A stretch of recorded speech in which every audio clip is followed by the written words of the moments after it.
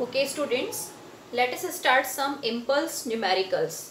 Impulse is the quantity whose basic formula is force into time, and impulse is also equal to change in momentum. We have two formulas. Now let us start first question. A cricket ball of mass 150 gram. So let us keep on converting the units in SI system. So gram means anything in gram means you have to divide it by 1000 so that it will become in kg. Next is its velocity 15 meter per second is given and it is brought to rest. So initial velocity is 15, final velocity is 0 because it is brought to rest. Time, in how much time it comes to rest, that is 0.05 second. We have to calculate two things. First is impulse. So if we calculate the impulse formula, you can see the data, so we can apply the first formula, change in momentum, that means P2 minus P1. P2 and P1 are final and initial momentum. So mv minus mu, our m is common, that is 0.15.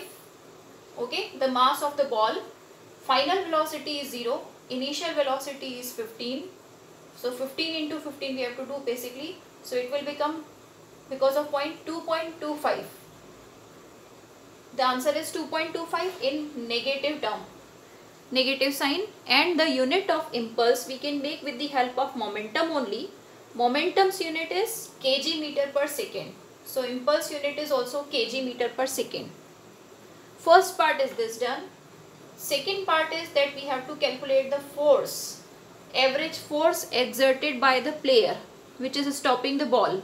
Okay, so force how to calculate, so we will take the help of second formula for the force calculation. So force we have to calculate, so impulse upon time, impulse is minus 2.25, time is 0.05 second given by the player which is stopping the ball, and if we divide the two terms we are getting minus 45 and Newton. Minus 45 because it is the retarding force, it is going to stop the ball. Okay, note down this question. We are proceeding to next question. Let us understand second question. Now it is very important question. Here it is given that a rubber ball of mass 50 gram. So let us keep on writing the data.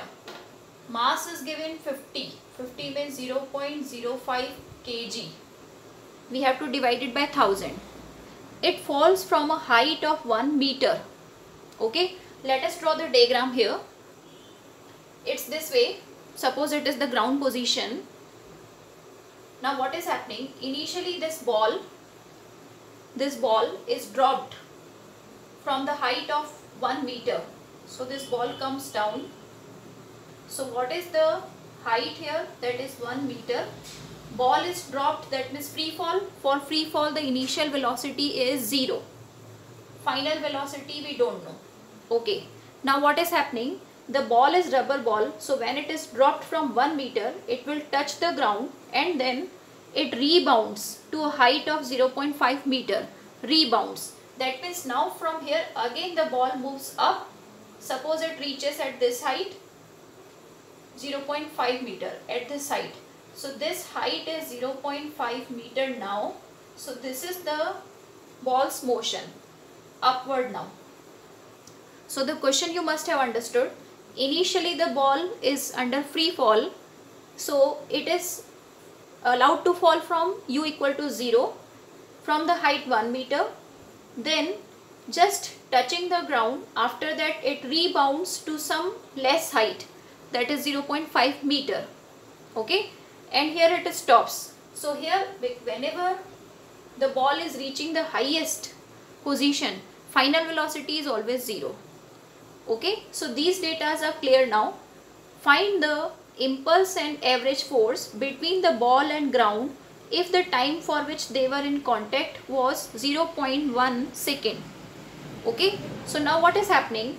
In these two positions, the ball and ground were in touch for few time. That time is here.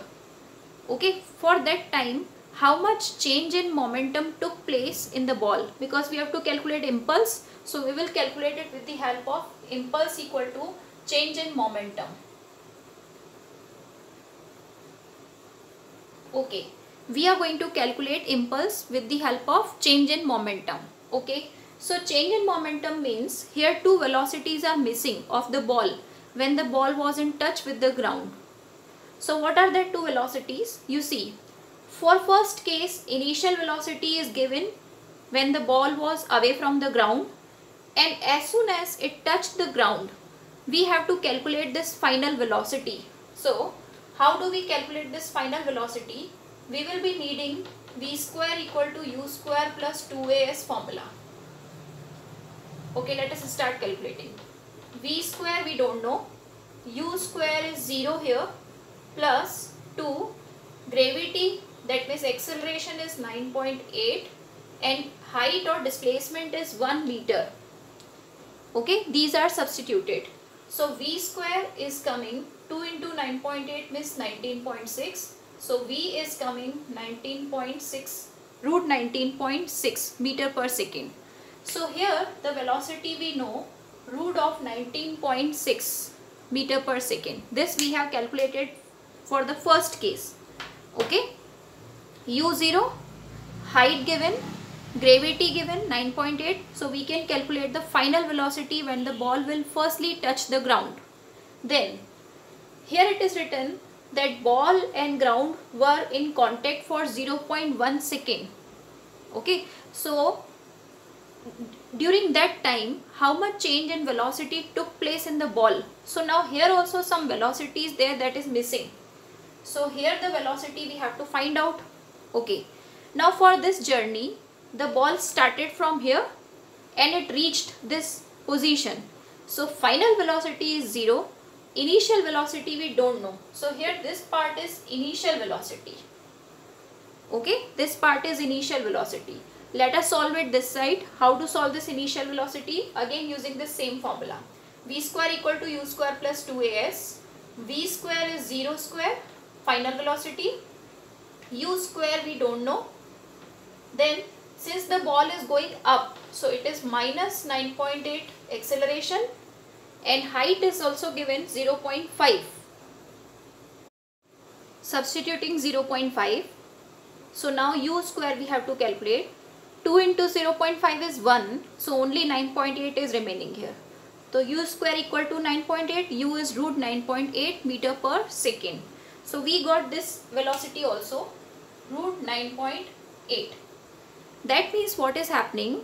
When the ball came here, its initial velocity, its first velocity when it touched the ground was root 19.6, but by the time it remained in touch with the ground, its velocity later became root 9.8, and after that it went up. So till the time the ball remained in touch with the ground, there were two velocities. Okay, values we have solved.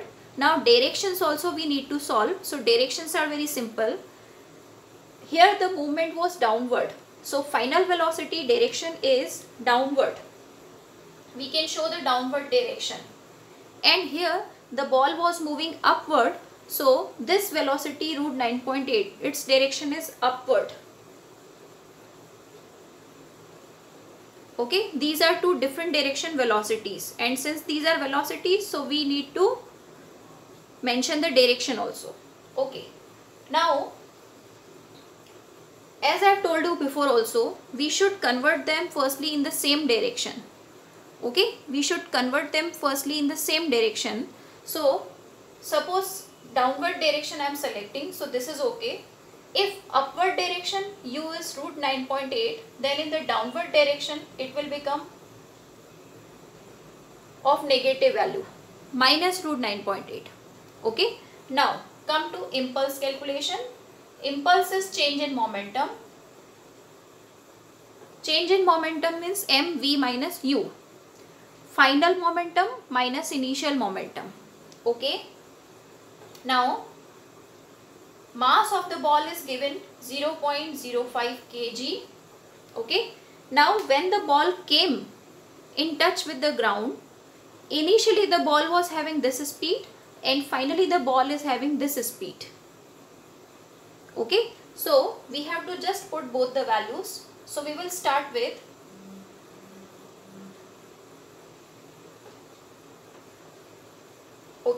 what I have done here.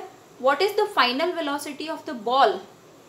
Root 9.8 but in minus sign. And what is the initial velocity of the ball? Root 19.6.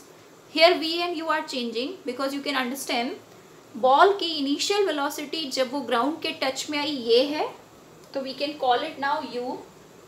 And ball की final velocity जब ये ground से अलग हो रही थी, that is v final velocity. तो अब u ये है, v ये है. ओके, सो रूट 9.8 को हमने माइनस में लगाया and here minus sign is already there. That means these two things are actually adding.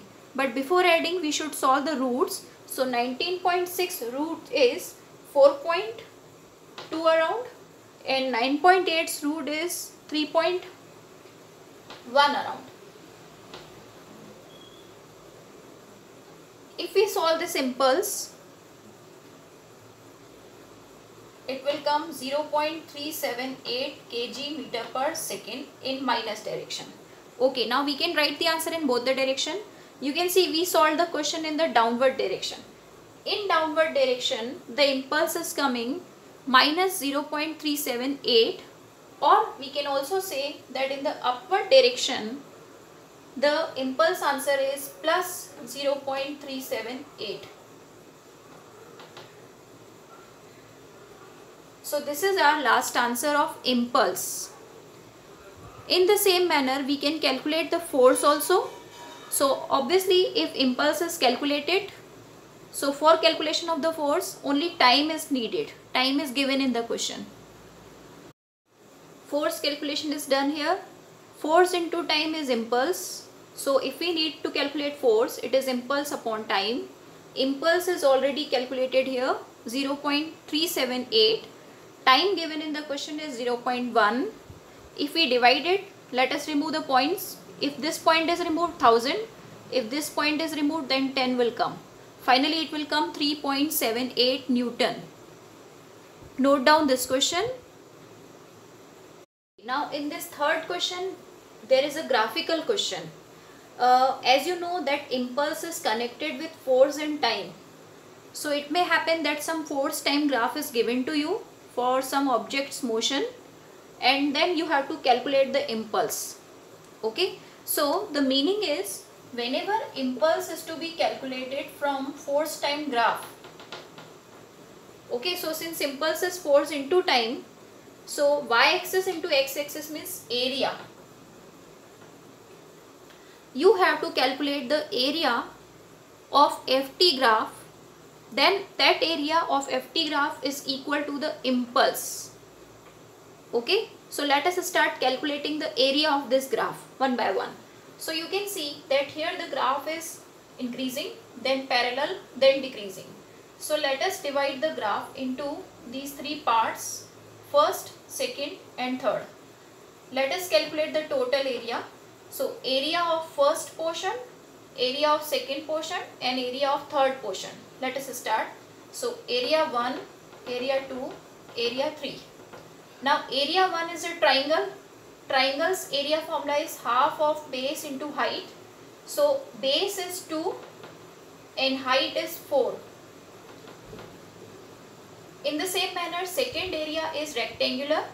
So rectangular area means length into breadth. So this length you can see 3 from 2 to 3 it is going. That means length is only 1 and this breadth is 4. So length into breadth. Okay, this length is only 1.